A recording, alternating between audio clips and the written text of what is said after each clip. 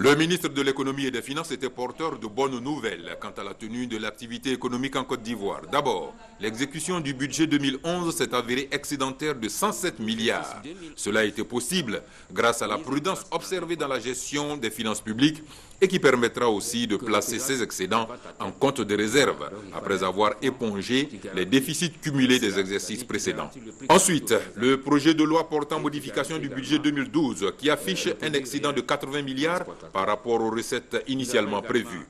Les députés membres de la Commission des affaires économiques et financières ont voté cette modification favorable, comme ils ont voté la modification de la taxation des exploitations minières qui prend dorénavant en compte les variations des cours des métaux précieux tels que l'or.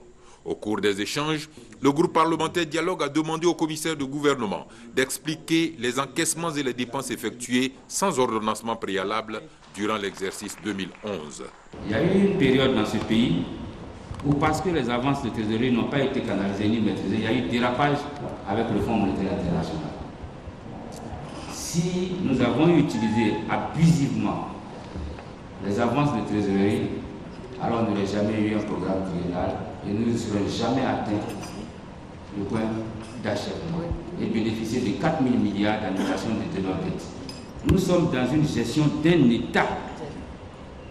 Il ne faut pas confondre la gestion d'un État à la gestion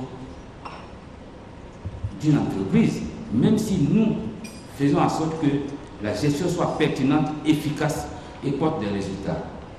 Je vous donne un exemple. Pourquoi est-ce que nous faisons les avances de trésorerie? Nous sommes là des jours au lendemain, on nous dit qu'il y a une catastrophe.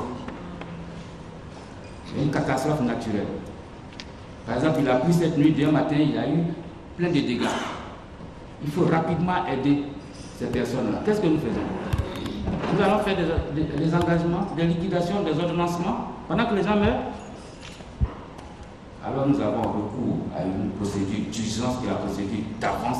La procédure d'avance n'est pas une mauvaise gestion. La procédure d'avance, c'est de se rapprocher au mieux des réalités de la gestion. Mais la seule chose qu'il ne faut pas faire, il ne faut pas en abuser. Si nous voulons gérer l'État avec une telle rigidité, je ne suis pas sûr que notre État va fonctionner. C'est pour ça qu'il y a un minimum de flexibilité qu'on accorde au niveau des finances publiques. Mais la flexibilité ne déroge pas à la gouvernance ni au respect de l'orthodoxie financière. Le strict respect de l'orthodoxie dans la gestion des finances publiques est plus que jamais de mise.